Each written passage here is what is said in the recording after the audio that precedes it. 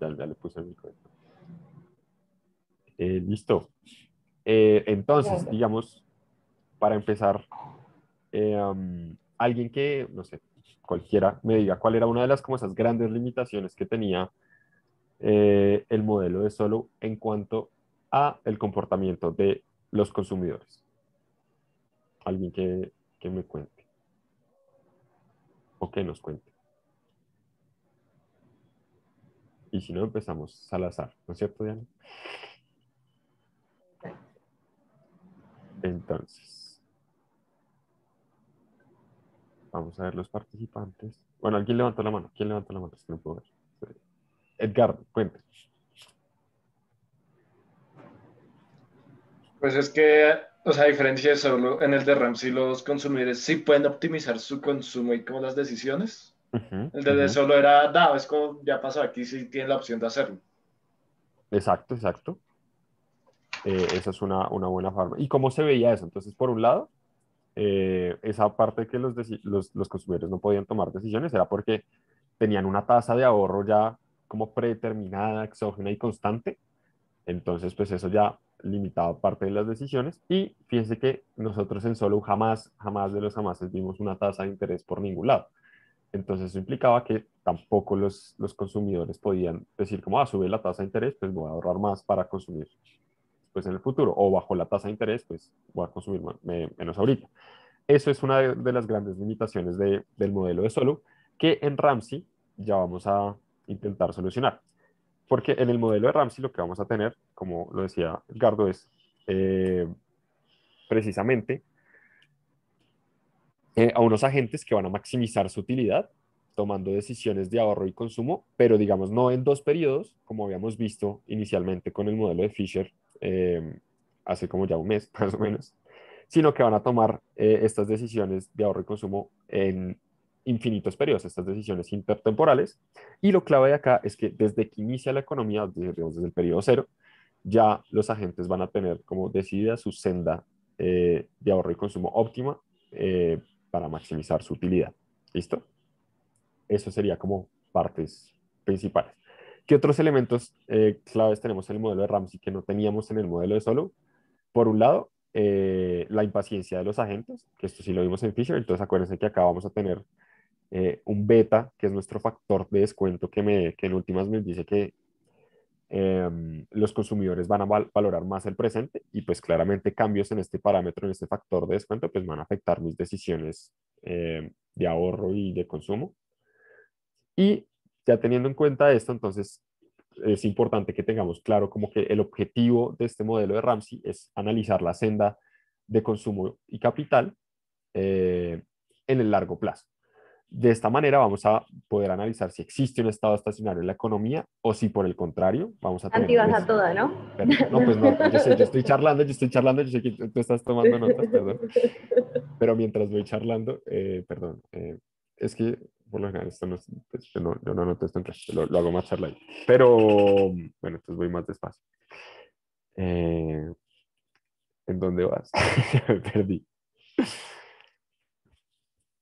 Bueno, entonces,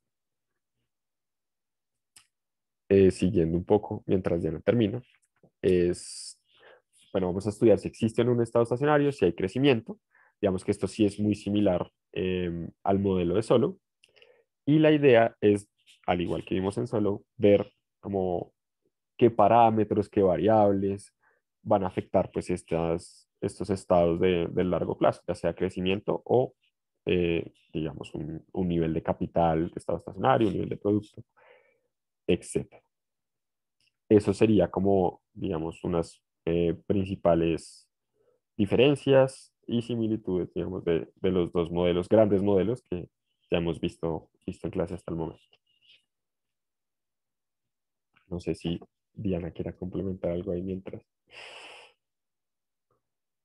No, algo chiquito nomás, y es como para que les quede en la cabeza. Entonces, solo dijimos que era un modelo comportamental, es decir, nos importaba ver cómo se movían los agentes frente a ciertas condiciones, y Ramsey se conoce de aquí en adelante, pues todos los modelos que damos de aquí en adelante ya son modelos racionales, es como lo quería decir.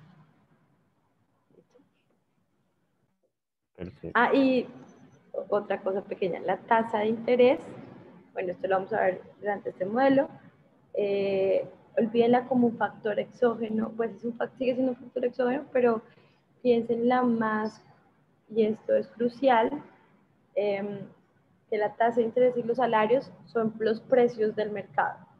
Cuando no hay un mercado no hay precios, pero cuando sí lo hay, pues aparecen estos dos. En el modelo de Solow, como las asignaciones eran casi que a dedo por un dictador comportamental, no habían precios de mercado. Sí, claro, está Ay, qué bruto. totalmente. Entonces vamos a tener esos precios sería, incluimos un salario que van a recibir los agentes, que antes en solo no lo tenían, y pues la tasa de interés que sería el precio del capital al cual, digamos, las firmas van a, van a tomar prestado de los consumidores, que son los, en últimas los dueños del capital en la economía. Eso sería. mm, ¿Quieren que hagamos como un repaso muy rápido de los supuestos o saltamos derecho al modelo? Me parece de pronto, no sé, ¿qué opinan? O sea, ustedes tienen todos los supuestos de Ramsey clarísimos, o sea, ya condición de transversalidad, de no Ponzi, eso sí, entienden todo al 100%. Ese es el señor Ponzi. Ah, esa es una buena historia, ¿no? ¿No sabe quién es el señor Ponzi? ¿Me está preguntando? Pues, ¿No es el de las pirámides? ay, Santiago iba a dar un bono por eso. Ay, perdón, pues como pensé que me estaba preguntando. Bueno, entonces, ¿quién es el señor Ponzi colombiano? Ahí seríamos. Like.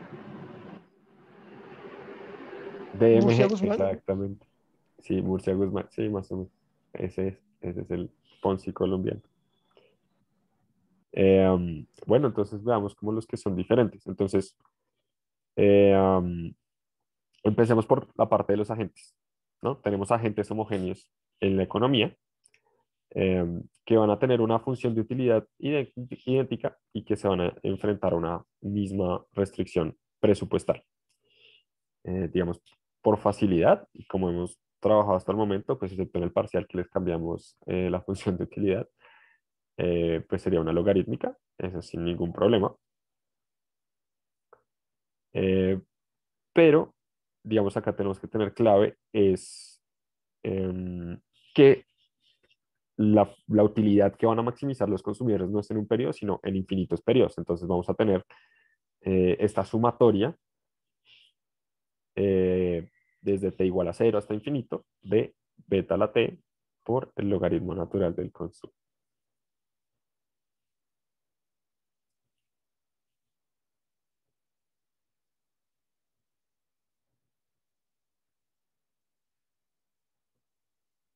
Logaritmo, exactamente. Y digamos como la utilidad ya agregada de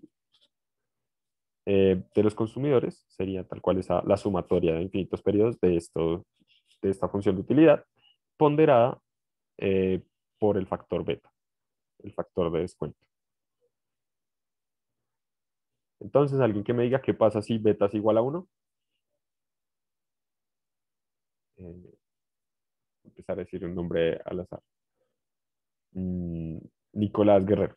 ¿Qué pasa cuando beta es igual a 1?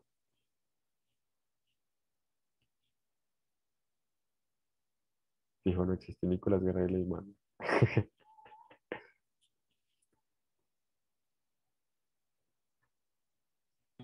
Fue el vallenatico que nos durmió, ¿qué fue lo que Sí, pasó? no sé. Entonces decimos otro nombre. Bueno, María del Mar.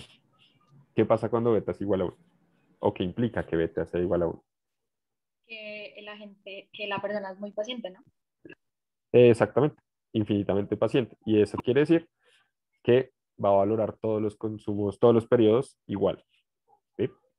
Pero cuando beta es menor a 1, quiere decir que es más impaciente y prefiere el consumo presente, consumir más hoy. Eso sería. Listo. ¿Qué otro supuesto tenemos diferente? Bueno, la condición de transversalidad. Ese es clave. Santiago, Señor. Una pregunta. Es que, o sea, yo entiendo la lógica del 0 y del 1, pero Daniel cuando lo anotó, como que lo escribió restringiendo que no fuera 0 y que no fuera 1. Que no O sea, fuera a ¿eso ser. tiene algún sentido? O sea, como que puso explícitamente que fuera como abierto a izquierda y a derecha. Me parece raro que lo haya hecho abierto al uno. Pues ahí me parece que no tiene como, pues, digamos, es más cercano a la realidad, obviamente, que no sea uno. Al cero es porque, pues, si tenemos que cero, pues no maximizo mi utilidad. Sería como, sí, la sumatoria me da cero. Entonces, pues, matemáticamente, pues, sí, no estaría correcto. Y la parte del uno, ya, eso debe ser, seguramente, dado que como beta es el factor de descuento y no la tasa, entonces él asume que no puede existir una tasa de descuento que sea cero. Porque si nos recordemos que beta es igual a uno sobre uno más rho, siendo rho la tasa de descuento, pues supongo que no puede haber una tasa de descuento que sea cero. Entonces de pronto por eso se acota también al uno. Así. Sí, ahí lo que está suponiendo Daniel cuando pone el uno abierto es que sí o sí los agentes tienen un grado, así sea muy mínimo o infinitesimal, de impaciencia. Digamos, Mateo dice que no sería para evitar las esquinas. Digamos, cuando es uno, digamos, cuando beta es igual a uno, digamos, lo curioso de eso es que uno alcanza el, digamos, el punto de consumo máximo, ¿sí? Cuando la persona es paciente, se llega como al nivel más alto de capital posible, o sea, se maximiza el capital. Es como piensan como que cuando beta es igual a uno, sería como uno logra ese ahorro de oro, como la regla de oro, pero en Rams. Eso sería, es algo pasa. ¿Y qué significa que sea completamente paciente? Pues precisamente es que valoro cada periodo igual. Todos mis periodos tienen mi misma valoración, entonces soy indiferente entre consumir más hoy que mañana. Acá les voy a meter un adelanto, ¿cómo se dice cuando uno adelanta series? ¿Se te cuenta Ujú. algo? Bueno, eso voy a hacer. ¿Un spoiler? Voy a hacer un spoiler y es en cuenta que si uno tuviera el uno entraría en un óptimo total de la economía donde se valoran todas las generaciones por igual, pero cuando el beta es menor a uno vamos a tener que el óptimo de nuestra economía ni siquiera está como en la cima cuando hacemos las curvas de indiferencia, El diagrama de de, fase. de diagrama de fase, exacto. Perfecto. Entonces, nos falta la condición de transversalidad, que como ya habíamos visto es la misma condición de no Ponzi. ¿Y qué es lo importante? Digamos, más allá de ver cómo se expresa matemáticamente esta condición, lo importante es que ustedes entren a la intuición detrás y a la hora de, digamos, de resolver los problemas, ¿qué implica que exista esta condición de transversalidad? Entonces, por un lado, piense que el objetivo del modelo o de los modelos que hemos visto, digamos, desde Fisher hasta acá, es que los agentes maximicen su utilidad, ¿sí? En ese sentido, para maximizar su utilidad, pues los agentes consumen.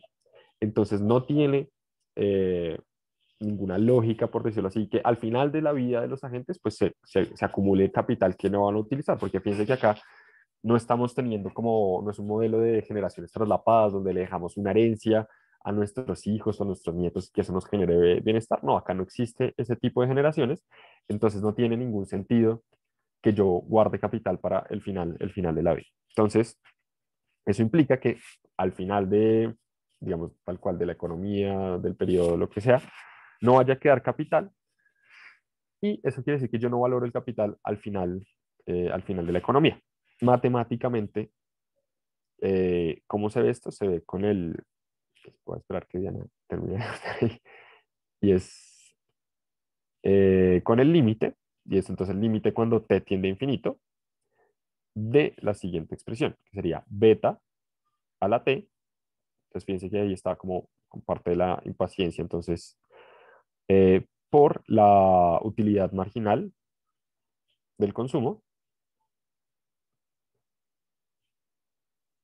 por el capital en la economía, y eso tiene que ser igual a cero.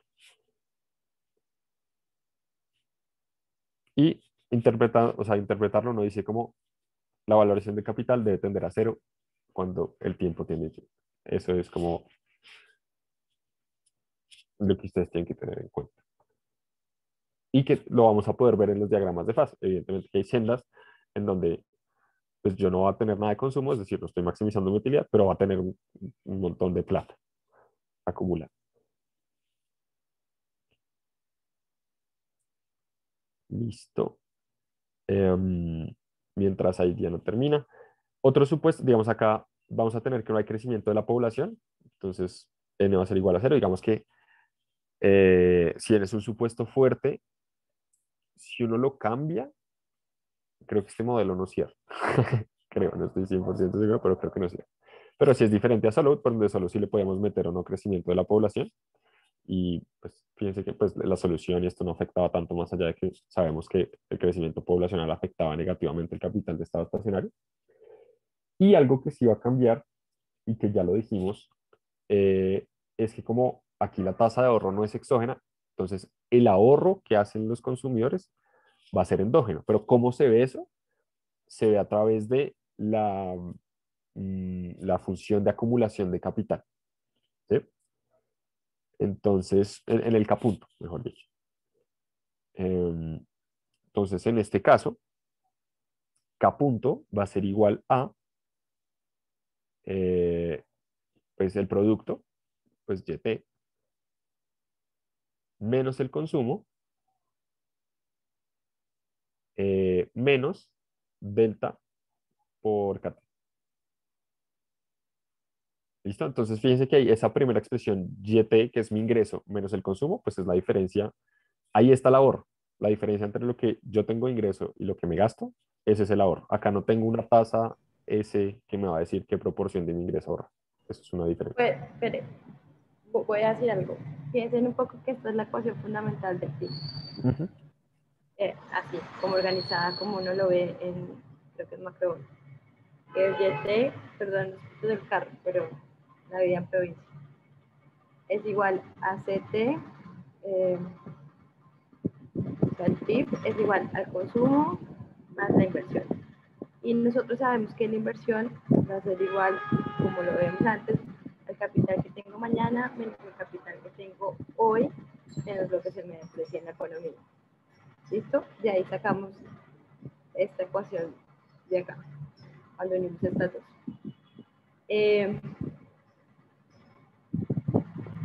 Listo. Lo que quiero decir con esto es que vean que ya nos podemos reemplazar. O sea, esto de irse igual a una fracción fija ya no va. ¿Listo? Ya. Táchelo, táchelo. No sé si y te igual a decir. Listo, perfecto. Eso exactamente era lo que queríamos ver.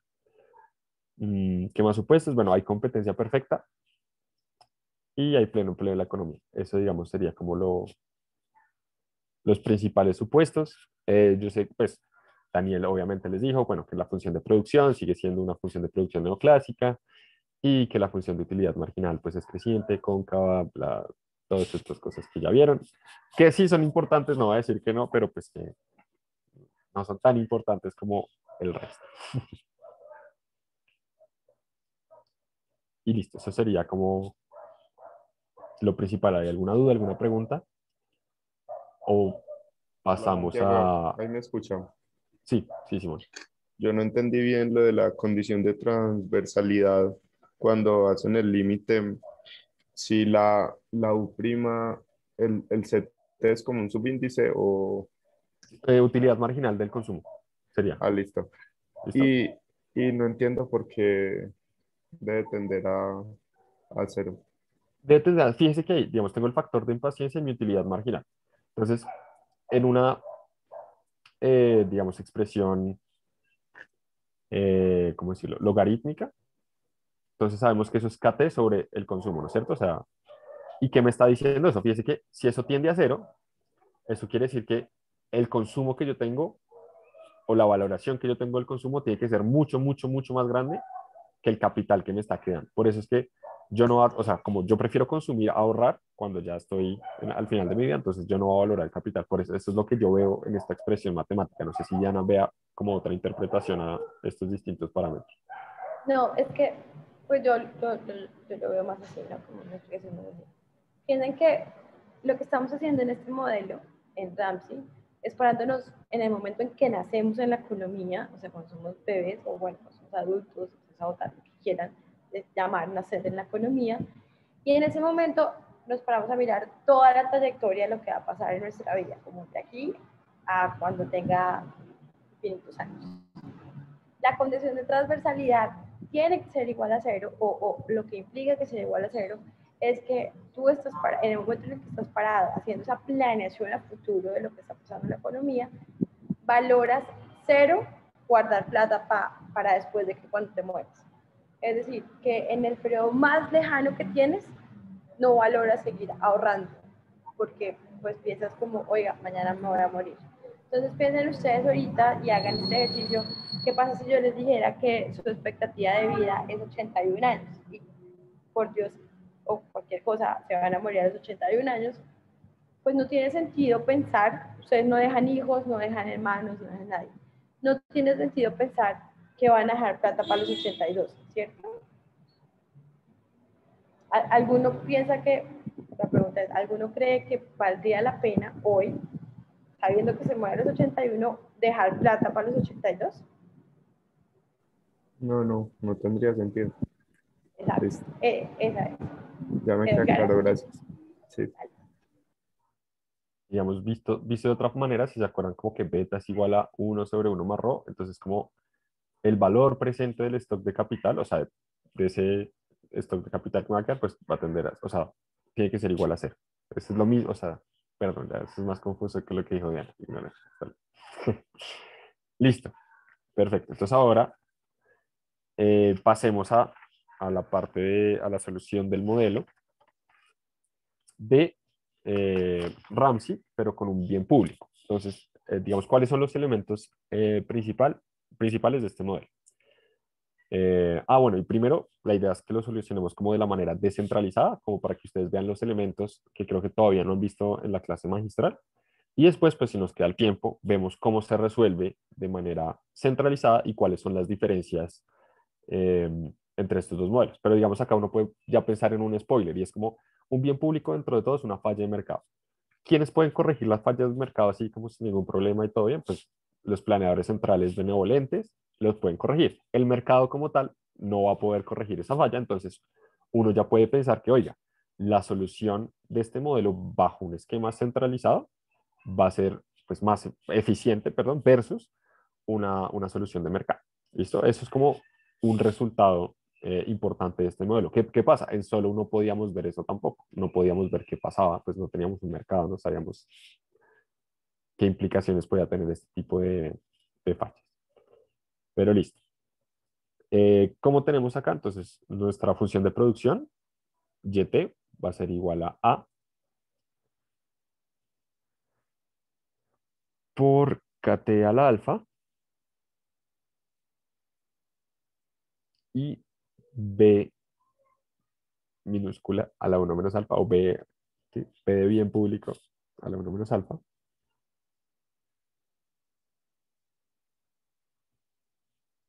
Eso sería como la función de producción. ¿Cómo está definido el Fíjate que hay bien una público? pregunta en el chat que no entendí. Entiendo el objetivo de la condición, pero porque el límite de esa multiplicación de factores igual a cero representa ese desincentivo a ahorrar al final de la... ¿Cuál sería, pienso que está por este lado? O es que tu impaciencia sea, tú tienes beta, un número entre 0 y 1, que elevado al infinito te va a dar un número muy, muy, muy cercano a 0, ¿cierto? Entonces ahí está un poco porque en la multiplicación se ve esa parte. La otra es que pues la utilidad marginal del consumo no es que caiga, pero pues si estás consumiendo mucho, si ahorraste mucho por futuro, pues su utilidad marginal va a ser 0 en esos periodos porque tienes demasiado para consumir. ¿Sí? Más o menos. O que de hecho puede ser que guardaste muy poquito capital y eso te da 0. más o menos intuitivamente eso es lo que está tratando de ver esa multiplicación de los factores en la condición de transversalidad. ¿Quedó claro, John? Sí. Listo. Perdón, Santiago. te interrumpí. No, no, no, qué buena pregunta. Listo. ¿Qué más tenemos? Ah, bueno. ¿Cómo sabemos cuál es esa característica del bien público? Bueno, es financiado Perdón, por el... ¿beta tiene subíndice? ¿El B tiene ¿B? subíndice? No. Sí, sí, sí, sí. Y ya va a ver por qué. Porque justo vamos a definir cómo es B. Entonces, BP va a ser igual a una proporción tau, que son los impuestos del producto. Entonces, es igual a tau y. ¿Listo? Entonces, por eso es que cambian el tiempo. Una pregunta para, no para usted, sino para otros estudiantes, para John, que acaba de hacerlo. Dame un ejemplo de un bien público que funcione en la función de producción, un ejemplo de B.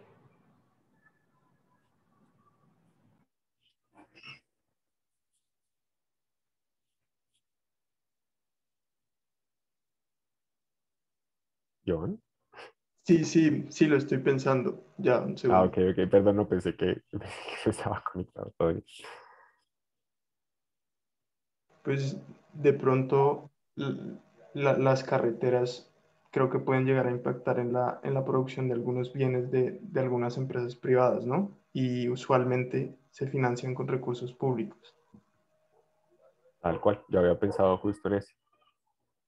Uno puede pensar, uno puede pensar también ahora, bueno, no sé, en las TIC, que también, pues si bien muchas son proveídas por el sector privado, también hay una parte importante que es financiada por el sector público. No sé, Diana, a usted le toca.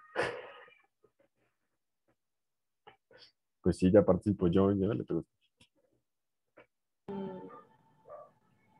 Uy, a ver, en este momento lo estoy pensando, pero sí, cualquier bien público que se dé, incluso Se salió por la póngase, tangente. no, póngase a pensar como los cursos del SENA en la acumulación de capital humano. ¿El SENA? El SENA puede ser un bien público Sí, para sí, empresas privadas. me encanta, me encanta. Listo. Bueno, ya sabemos que la utilidad de los consumidores es el logaritmo y creo que eso sería como... Ah, mentiras, no, nos falta algo importante.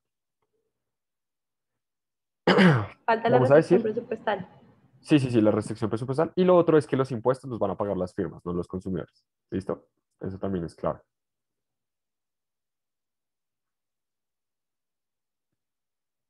Digamos, es un supuesto, yo creo que uno también podría hacer alguna vez el ejercicio de, bueno, ¿qué pasa si le clavamos los impuestos a los consumidores y no a las firmas?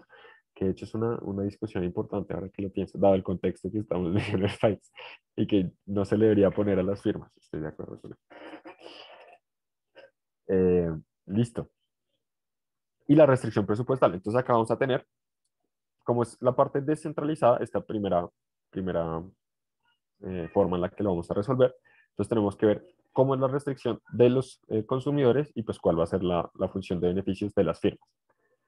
Entonces, ¿qué tienen los consumidores? ¿Qué sabemos que tienen los consumidores? Entonces, digamos, los consumidores van a tener unos activos, ¿sí? Que va a ser como el capital de los hogares, que vamos a denominar por la letra A sub T. Perfecto. ¿Y qué otros ingresos tienen? Digamos, en un modelo natural, no, en un modelo normal o en una versión normal del modelo de Ramsey, pues van a tener salarios porque ellos trabajan. Pero fíjense que en esta ecuación, que en este escenario, no hay trabajo involucrado en la producción del bien final. ¿Listo? Entonces, al no haber trabajo, pues en este caso no van a tener salarios, sino que todos sus ingresos van a depender de esos activos que le presten al sector privado. ¿Listo? ¿Qué pasa? Los agentes lo que hacen es que prestan sus activos precisamente a las firmas y reciben a cambio una tasa de interés. ¿Listo? Entonces, ¿cómo es la restricción presupuestal, digamos, definitiva de los hogares de los consumidores? Sería pues mis activos en el periodo T más 1, a T más 1, van a ser igual a qué? A 1 más R, 1 más RT, por mis activos en el periodo anterior, es decir, cuánto me rindieron esos activos que yo presté. Y como no hay salario, pues simplemente menos lo que yo me gasté el periodo anterior, que es en el consumo. Eso sería la restricción presupuestal de los consumidores. Listo. ¿Hasta ahí alguna duda, alguna pregunta? Sí, no sé si es exógeno, pero no, no es exógeno porque se termina con las firmas.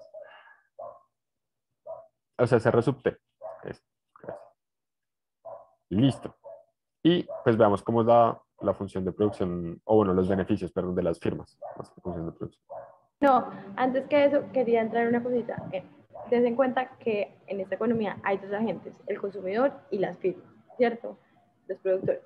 Entonces, ya no estamos maximizando solo un problema, o sea, vamos a hacerlo de manera centralizada o descentralizada. Descentralizado. ¿Es? Listo. Mercado. Entonces, como hay un mercado y es descentralizado, vamos a tener dos problemas. Un problema para el consumidor y un problema para las firmas. ¿Listo? Si quieres, empecemos con el problema para las firmas y luego hacemos ¿Para los las firmas? para el consumidor. Sí. Perdón, para los consumidores, luego hacemos los Listo. beneficios para... Bueno, entonces recordemos que el objetivo es que los consumidores maximicen su utilidad en infinitos periodos, entonces una maximización intertemporal de la utilidad sujeto a esta restricción presupuestal que ya vimos. Entonces, exactamente como Diana ya lo está poniendo, maximizar el consumo y a T más 1. Y si quieres T más 1, pues porque sí. La sumatoria desde T igual a hasta infinito del logaritmo natural del consumo por beta a la T, sí, señor. Sujeto a pues, la restricción que tenemos arriba.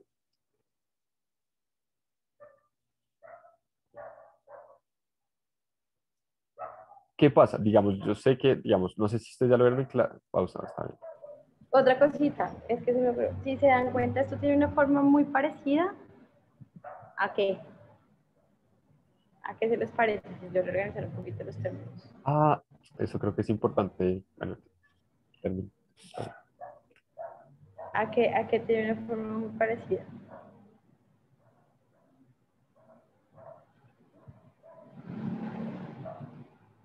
Bueno.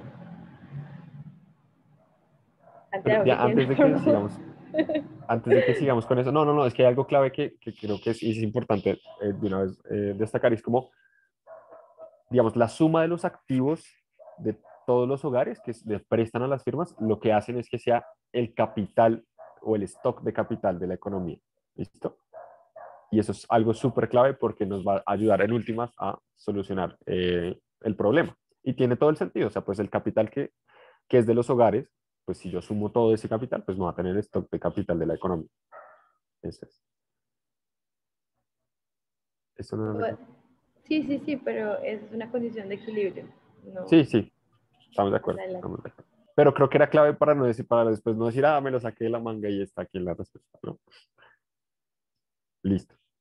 En cuanto a la solución, entonces, podemos hacer lo que ustedes siempre han hecho, que es plantear el lagrangiano y sacar todas las condiciones, o podemos internalizar la restricción presupuestal, que eso nos facilita la vida para responder esto. Pues no sé, eso sí se lo dejo a consideración de ustedes. ¿Quieren solucionarlo de la forma más rápida o de la forma más larga? Que pues yo sé, o sea, ustedes han resuelto lagrangianos desde micro 2. Entonces, pues...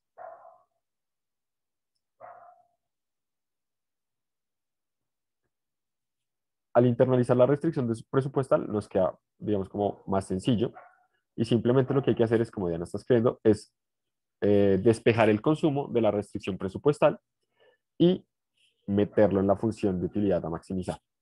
Entonces eso me queda beta a la t por el logaritmo natural de 1 más r por at menos at más 1.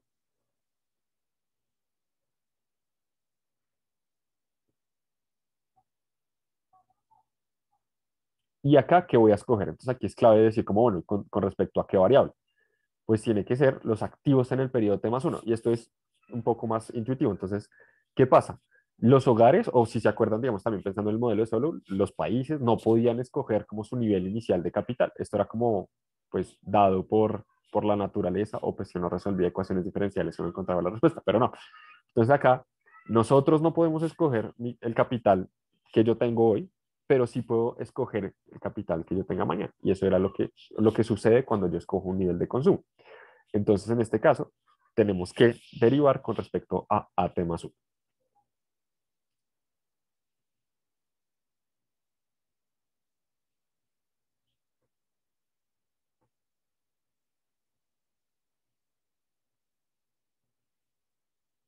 Y acá en este punto es importante. Juanita, dilo, dilo, dilo. Sí, yo tengo dos preguntas. La primera, si AT es dado, el primero, en el primer periodo. Y la segunda es que creo que está mal el signo cuando despejamos CT al reemplazar, creo que es menos AT. Sí, menos. Más o- ok. Sí, tal cual, tienes toda la razón. Listo. Aquí que es clave. Fíjense que vamos a escoger AT más 1, pero dado que estamos como en periodos infinitos y tenemos una sumatoria, no nos aparece una vez, sino nos va a aparecer 2 veces cuando derivemos. Listo, eso es para que lo tengamos presente.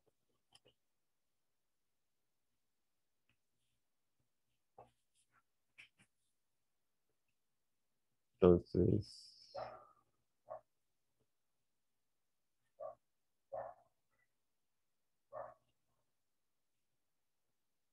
vamos a hacer la derivada de L, supongo, bien, con respecto a T más 1. Listo. ¿Cómo nos va a quedar esto? Entonces, fíjense que en el primer periodo el AT más 1 está negativo, entonces nos queda menos beta a la T, y ahora tenemos que hacer la derivada del logaritmo con respecto a T más 1. Entonces, fíjense que qué pasa en este caso. La derivada del logaritmo en este caso sería 1 sobre toda esa expresión, pero ya sabemos que esa expresión, 1 más R por AT menos AT más 1, es igual al consumo en el periodo T. Entonces, con eso nos va a quedar más fácil sin la necesidad de escribir todo lo que ya escribió.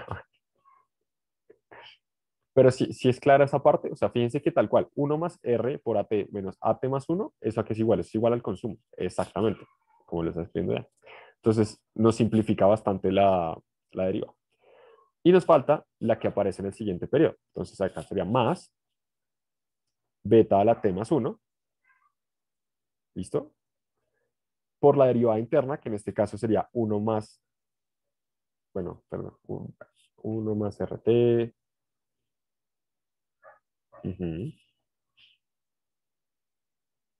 menos AT más 2,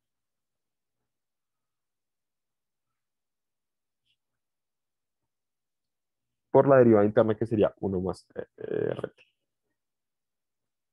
¿Listo? Y eso sería CT más 1. Pero Diana, sería menos AT más 2, como en este caso.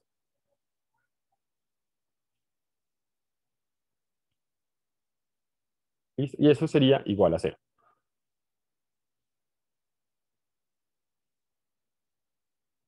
Y de esta expresión vamos a encontrar nuestra ecuación de Euler, nuestra expresión de Euler, nuestras, digamos, condición de Euler, que sería, bueno, vamos a reorganizar los términos antes de expresar todo.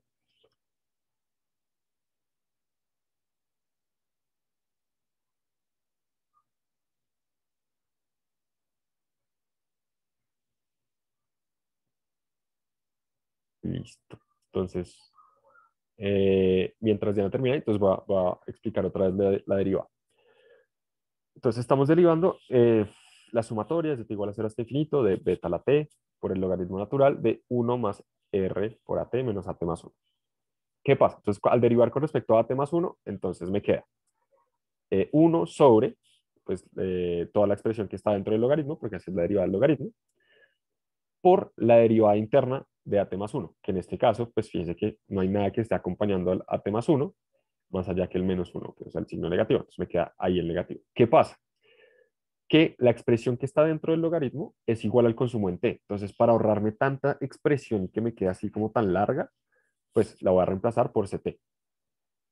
Ahora, como estoy en una sumatoria, el at más 1 no solo me aparece como en este primer término que estamos viendo como en la pantalla, sino que aparece en el siguiente periodo. En ese caso, ya no me aparece con 1 más R por AT, sino 1 más RT más 1 por AT más 1 menos AT más 2, que es justo lo que Diana escribió en el denominador de la segunda expresión. ¿Y qué es esa expresión? Eso es el consumo en el periodo T más 1, que es simplemente llevar, fíjense, la restricción presupuestal un periodo adelante. Y en este caso, sí vamos a tener una derivada interna, que es diferente de 1 y que va a ser, digamos, esas ganancias de los activos. ¿Listo? Mateo, ¿quedó claro o no tanto? Exacto. En las sumatorias hay que tener en cuenta si después sale AT más 1. Perfecto. Y ahí Diana reorganizó los términos. Y fíjense que de acá nosotros ya podemos sacar nuestra condición de Euler, que va a salir de encontrar la relación entre el consumo presente y el consumo futuro y ver a qué nos queda igual esa expresión.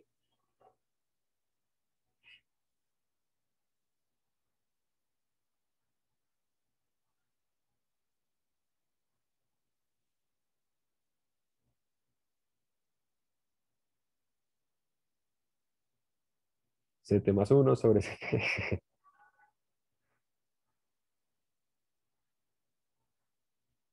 Exactamente. Entonces, despejando la expresión que nos había quedado anteriormente, pues vamos a encontrar nuestra ecuación de Euler, que es beta por 1 más RT más 1 es igual a CT más 1 sobre CT. Y este es igual a la condición que habíamos visto, o pues la interpretación, perdón, es igual a la que vimos en el modelo de Fisher. Y es en últimas, perdón, se están haciendo acá bulla en mi casa. Juanita, ¿tienes la mano arriba? ¿Tienes otra pregunta o...? No, qué pena. Santiago. Bueno, hasta acá todo bien, ¿sí? Mientras Santiago vuelve, pues nos quedó la ecuación de Euler normal. Es idéntica por la función de utilidad que usamos, pero si ustedes intentan con otra función de utilidad, van a ver que cumple las mismas condiciones que habíamos visto antes, que la utilidad marginal del consumo de hoy sobre la utilidad marginal del consumo de mañana va a ser igual a beta por 1 más RT. ¿Listo? Diana, yo tengo una pregunta. Señora, Acá, ¿por qué señora. no se, por qué no se agrega el salario? Porque acuérdate que cuando vimos la función de producción, ¿dónde está? ¿Dónde está? Perdón, voy a subir. Acá, en la función de producción, Ok, no hay L, ya. no hay L, exacto, no contratamos. La gente acá son unos capitalistas, son todos arriba Lule o etc. Listo, ¿Listo? listo. Más o menos. Perdón, ya cerré las ventanas. ¿Ya explicó la condición de Euler o todavía no? ¿Sí? ¿Listo? Ya, seguimos. La interpretación súper clara. ¿Cuánto renuncio yo para hacer? Bien, perfecto. Y ya con eso, digamos, terminamos el problema de los consumidores. Ya hasta aquí quedamos listos. Entonces ahora tenemos que solucionar el problema de las firmas.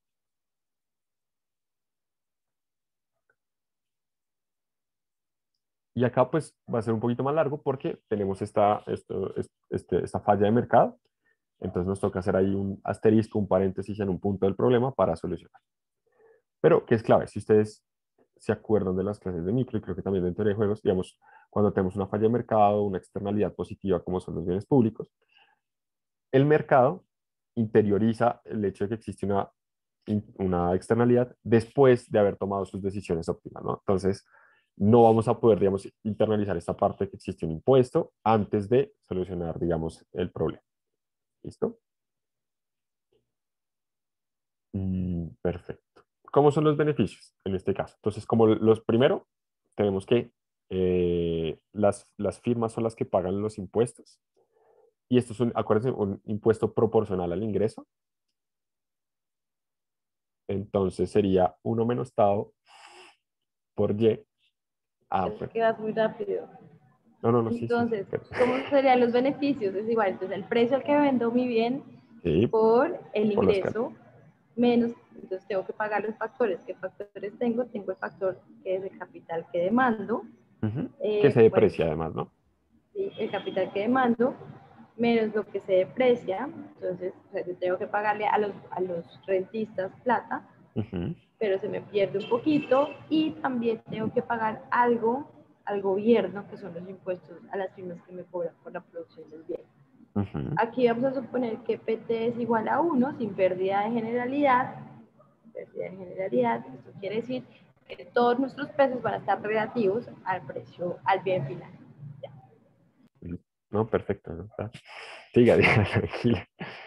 Listo, entonces, eh, reorganizando los términos y teniendo en cuenta pues que YT aparece no solo como un ingreso, sino también la parte de los impuestos, entonces me queda que 1 menos TAO por YT menos la tasa de interés RT por el capital, KT, menos delta de KT, delta por KT, perdón, van a ser los beneficios de las firmas. Y como acá, en este caso, dentro de la producción solo podemos elegir el capital, pues vamos a derivar estos beneficios con respecto al capital y vamos a encontrar, digamos, el precio, en este caso, el RT.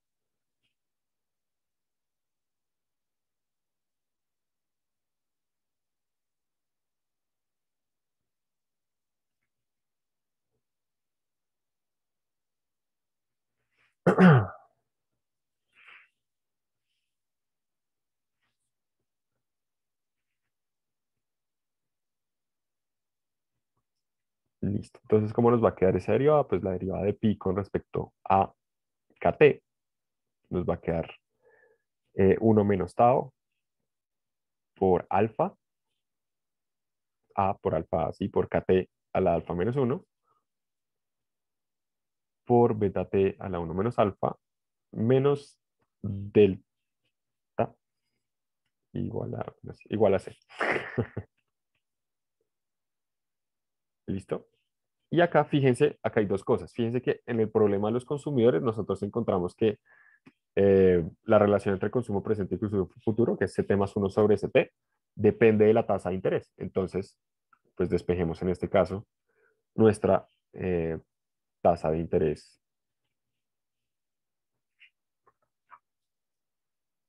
Listo. Claro, digamos que hay una diferencia y es como en la condición de Euler está en T más 1 y acá la tenemos en T. Entonces, por ahora son dos tasas o dos precios diferentes, pero ya vamos a ver que va a ser irrelevante en este caso.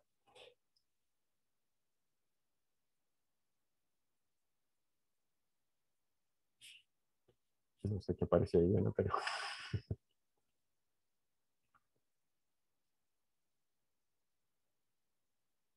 Listo. ¿Qué nos falta? Entonces, Entonces, bueno, dale, dale, dale. perdón, este RT viene siendo intuitivamente como el precio máximo al que estoy dispuesto a pagar, al que el productor está dispuesto a pagar por cada unidad de capital. ¿Sí? O sea, no voy a pagar menos, ni voy a pagar más. Listo. Listo. Y ahora sí tenemos que llegar a ese paréntesis del cual les había hablado. Y es que, pues ya teóricamente las firmas tomaron su decisión, o sea, ya derivamos con respecto al capital, entonces ya sabemos cuál sería esa decisión de las firmas y ya podemos saber cómo, oiga, BT depende del ingreso, entonces nos toca despejar, reemplazar este bien público por las características, perdón, por la función que ya tenemos. Entonces, para eso, partamos de la definición de B que teníamos, que era tau por Y.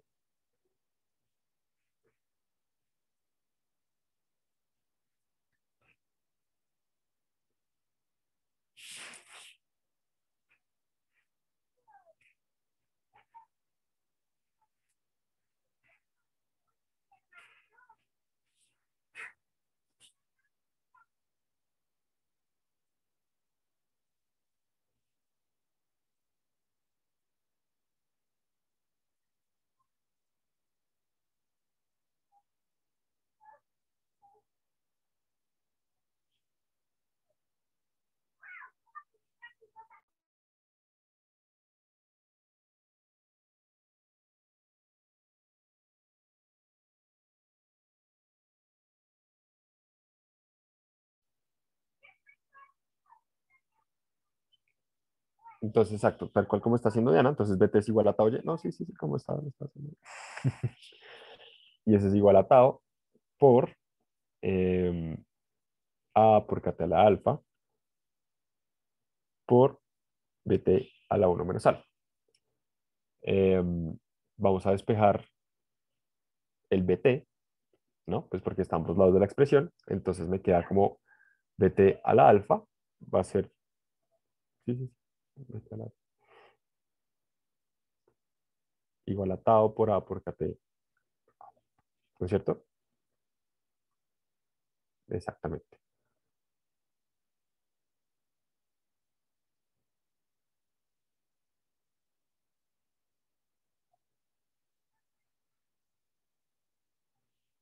exactamente, ¿Preguntas?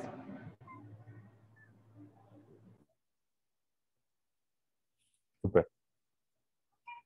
Y ahora, pues si lo metemos en nuestra expresión que habíamos allá.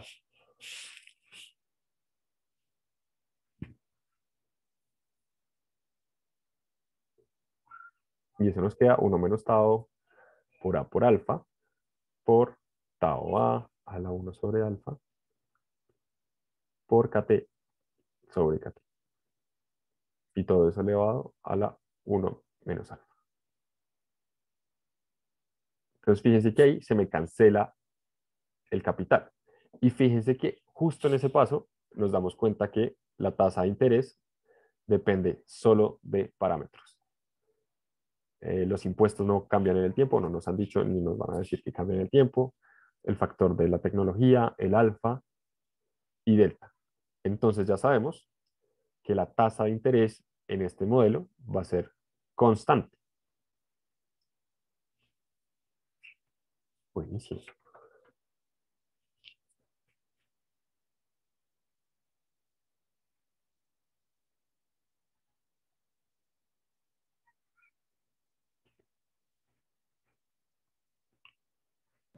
Llegué. ¿Listo? Perfecto. Entonces ya, fíjense que ya solucionamos los dos problemas y ahora lo que tenemos que hacer es juntar eso. A ver qué pasa. Entonces, por un lado, ya tenemos como nuestra condición de Euler, que también nos dice el crecimiento del consumo, porque tenemos CT más 1 sobre CT igual a beta por 1 más R. Y lo que vamos a hacer es, Diana está reorganizando un poco los términos para que quede más bonito.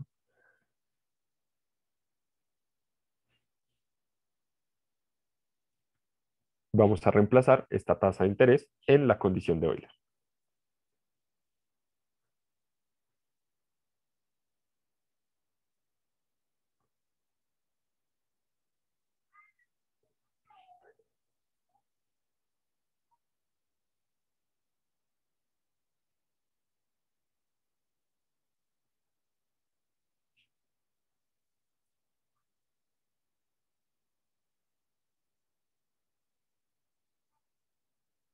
CT más 1, al revés, al revés, al revés.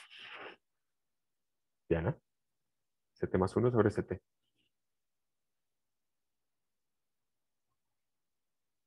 Listo. Y pausa. Y fíjense, y esto es algo que les decía, fíjense que CT más 1 sobre CT me dice el crecimiento del consumo. ¿Sí? Eso es clave, porque ahorita cuando empecemos a pensar en el capital, tenemos que definir cómo es esa relación entre consumo y capital. ¿Qué va a crecer más? ¿Qué va a crecer menos? ¿Van a crecer igual? Eso es clave.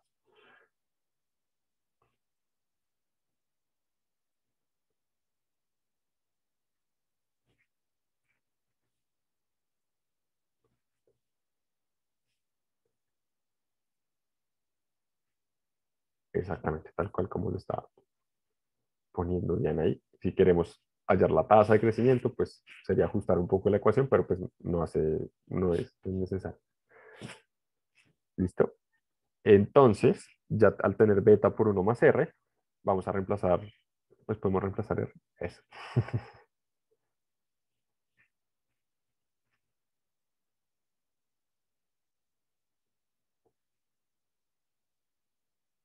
Entonces me queda beta por 1 más 1 menos tau por A a la 1 sobre alfa por alfa por tau a la 1 menos alfa sobre alfa menos delta, y eso va a ser igual a el crecimiento del consumo.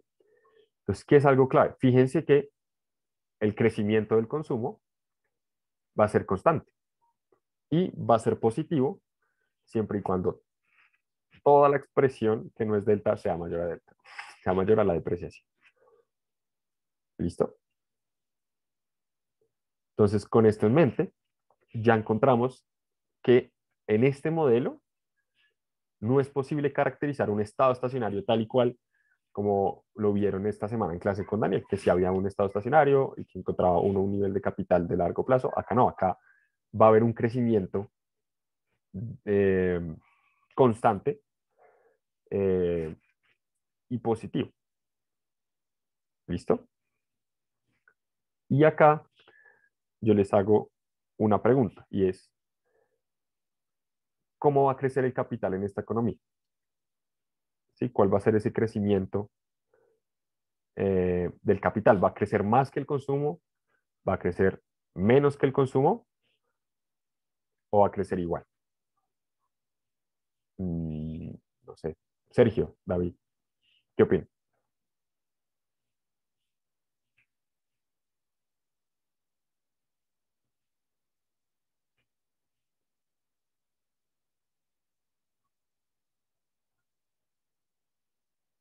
Que están súper participativos hoy.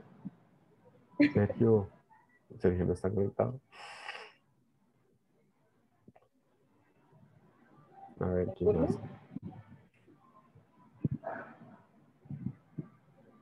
Porque este es un... Alejandra, Bueno, Alejandra. Hola. ¿es que Pues, el capital va a crecer más o menos que el consumo? em, a ver, pues yo compararía como las ecuaciones, pero la verdad, A priori, ¿qué pensarías? dime. O sea, así como ¿cuál sería tu intuición a priori de lo que pasaría? Em, O digamos, pensémoslo en un caso más aterrizado, en la vida real. ¿Qué pasa si, listo, tú tienes unos ingresos, que va a ser tu capital, y tú tienes pues, un gasto mensual? ¿Qué pasa si cada periodo tu consumo empieza a crecer más rápido que lo que van a crecer tus ingresos? ¿Qué va a pasar en algún punto?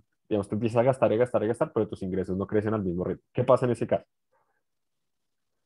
pues llegó a mucha deuda y pues hasta un punto que es insostenible. Exacto. O sea, es inviable, mejor dicho, que el consumo crezca más rápido. Y fíjate que acá no tenemos como posibilidad de endeudarnos, como en un modelo de Fisher, donde pues había como esta posibilidad de tener una deuda y que de transar eh, salario y esto. Entonces, ¿qué pasa? Efectivamente, el capital no puede crecer a un ritmo menor que el consumo porque llegamos a un punto que no es factible. Es decir, la plata no me va a alcanzar para pagar todo ese consumo que yo estoy queriendo tener. Entonces, por ese lado no es. Listo. Entonces ya sabemos que el capital no puede crecer a un ritmo menor que el consumo. Ahora, Alejandra, te pregunto, y pensando ya en lo que hemos visto en la clase, sobre todo en los supuestos, en una condición ahí de DMG, de David Murcia, el tema Ponzi, ¿qué pasa? ¿Qué pasa en este caso si mis ingresos empiezan a crecer más rápido que lo que yo gasto? Es decir, empiezo a guardar y a guardar plata, pues porque no me la estoy gastando. ¿Qué pasa en ese caso? En términos de qué variable, perdón, o solamente como en general. Sí, en general, ¿qué pasa? Eh, no sé si lo que vaya a decir está bien, pero pues no sé, de pronto deja de ser óptimo porque pues estoy perdiendo de utilizar esa plata que no, pues que me está sobrando de la diferencia entre pues capital y consumo. Exactamente. No estás maximizando tu utilidad porque estás guardando y guardando y guardando plata que al final de tu vida no vas a poder utilizar. Entonces, si nos devolvemos a los supuestos que vimos del modelo de Ramsey, se violaría la condición de transversalidad, la condición de no Ponzi. Entonces, como ya sabemos que el capital no puede crecer menos que el consumo, porque si no la plata no me alcanza, y no puede crecer más que el consumo porque entonces estoy violando esa condición de transversalidad y estoy guardando capital para épocas que no me van a servir. Entonces la conclusión acá es que el consumo y el capital tienen que crecer a la misma tasa. Y eso es un resultado eh, de este modelo, digamos, con esta variación por el tema de tener un bien público. Un bien público que además es productivo en la economía y no solo como gasto y gasto y gasto que no sirve para nada. ¿Listo?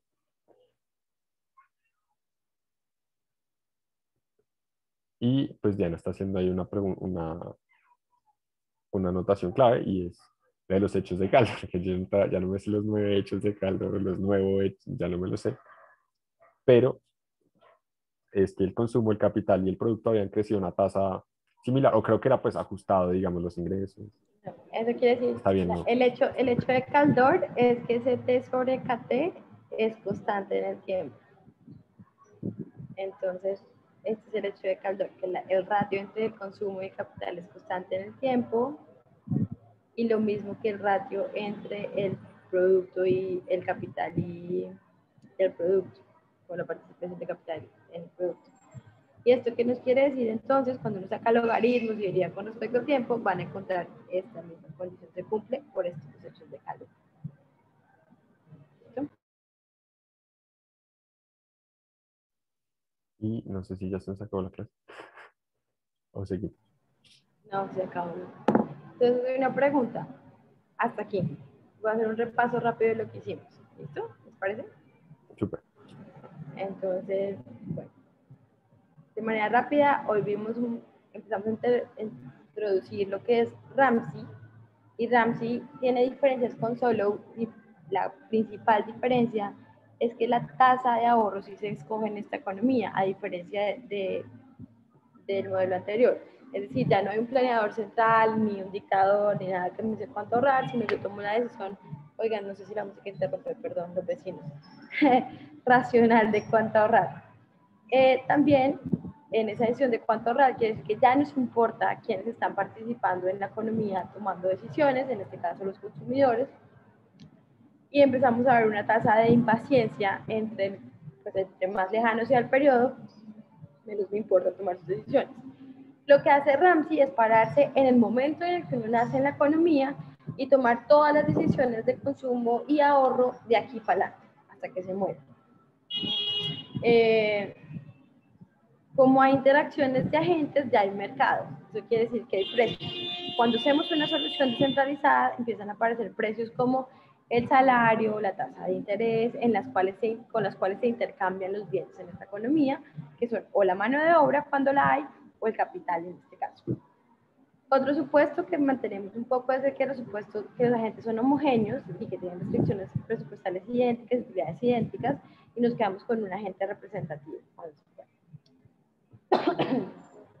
Escogemos una función de utilidad instantánea, en este caso va a ser un logaritmo, y la utilidad agregada, como ya no vive un solo periodo, no sé qué, sino que vive infinitos periodos, pues el agente lo que hace es ponderar su utilidad instantánea de cada momento del tiempo con la tasa de impaciencia que le da. ¿Listo? ¿Qué otro supuesto tenemos de nuevo acá? Es la condición de transversalidad, que nos habla de, se llama la condición de no Ponzi, por un señor italiano que hacía pirámides hace muchos años. Y esta condición lo que asegura es que uno no deje plata para el último periodo cuando se vaya a morir. Es decir, que uno cuando esté a punto de morirse, se coma todo, ¿sí? Es básicamente. Acá toca mirar los factores, como hicimos con Jonas. No hay crecimiento poblacional y el ahorro se vuelve endógeno, es decir, se vuelve una decisión racional de la gente. Acá está la ecuación del PIB que se puede reescribir para volverlo normal. Ay, perdón, se me descarga la tele. Bueno, nuevamente hay competencia perfecta y hay pleno uso de los factores. Hicimos un modelo de Ramsey con un bien público que me da una externalidad positiva, y ahorita les voy a hacer una pregunta pequeña sobre eso. Y lo que hicimos fue que la producción en esta economía dependía del capital y de ese bien público, ¿sí? Los impuestos lo pagan las firmas, esto es importante en la discusión tributaria actual, y hay una restricción presupuestal en el cual los hogares usan todo lo que ganan, que es decir, los activos futuros, los tienen que repartir entre los activos futuros son iguales a los activos que tiene hoy, más la rentabilidad que le dan esos activos, menos el consumo. Entonces, el problema del consumidor, usamos nuestra utilidad agregada, sujeta a la restricción presupuestal, podemos escoger consumo de activos o podemos escoger solo activos, lo que quieran. Acá decidimos escoger pues activos, nomás, reorganizamos términos y nos llegamos a una ecuación de Euler o Euler en la que nos pone el consumo de mañana y el consumo de hoy en términos de los parámetros, no parámetros, sistemas del modelo. Entonces, lo de la tasa marginal de sustitución es igual a la tasa marginal de transformación, que les pone clarito por el parcial. ¿Cuál es el problema de las firmas? Que es nuestro segundo agente en esta economía. Como es una situación descentralizada, tengo que mirar los dos agentes. Y nuestro problema de las firmas es mirar los ingresos de las firmas, que es el precio al que venden cada uno de los bienes finales que producen, menos lo que tienen que pagar. En este caso tienen que pagar una tasa de interés por el capital, menos lo que se deprecie, y tienen que pagar unos impuestos. Si lo organizamos, pues se queda. Buscamos y reemplazamos la función de producción, nos quedamos en que tenemos que maximizar ese capital porque es el único factor en la economía que ellos escogen. Los productores escogen esto. Las condiciones de primer orden, y obtenemos una tasa de interés que depende de los bienes públicos y del capital. Obviamente depende de manera negativa del capital, y piensen así: a medida que aumente la tasa de interés, pues la capital que yo demando es menos, bien normal. Pero el bien público, como es complementario a mi bien de capital, entonces pues si aumenta mi bien público, yo estoy dispuesto a pagar más por el bien de capital.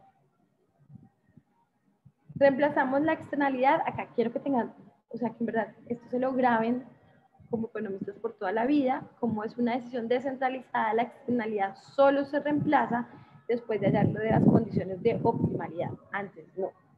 ¿Por qué? Porque los agentes no internalizan este problema, sino que al contrario, esperan hasta que toman todas sus decisiones y después se dan cuenta de que la externalidad existe.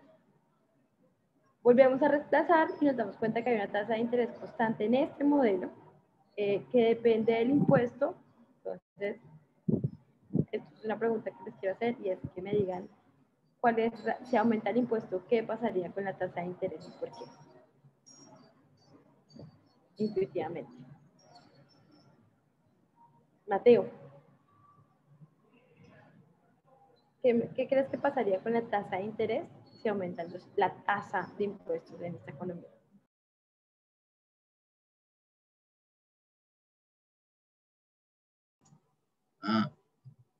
Yo no, creo que si se aumenta el impuesto, la parte de 1 menos t se vuelve como más pequeña y hace que la tasa de interés como que disminuya. Aunque no sé si estoy seguro. ¿Por acá qué pasaría?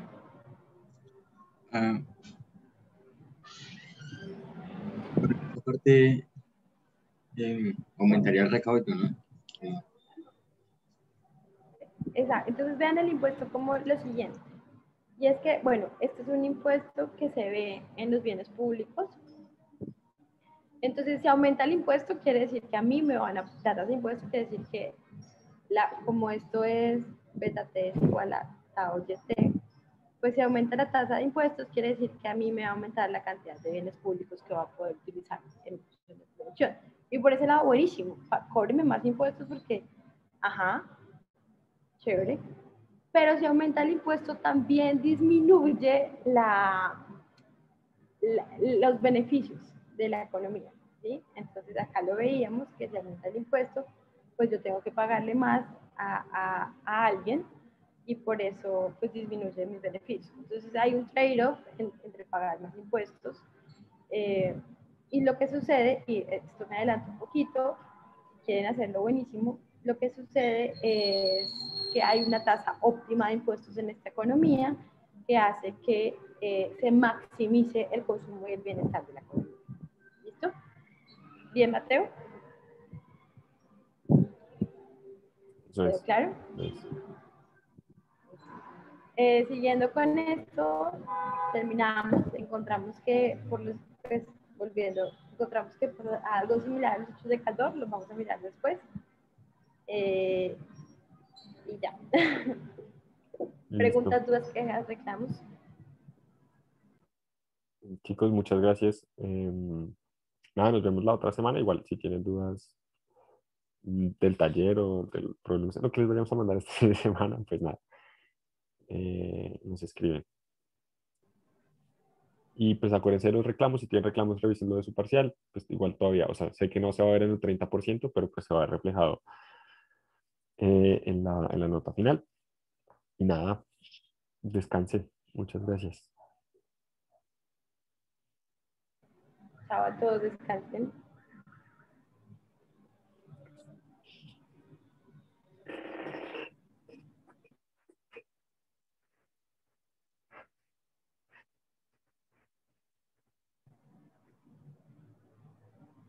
Yo sé que va ahí.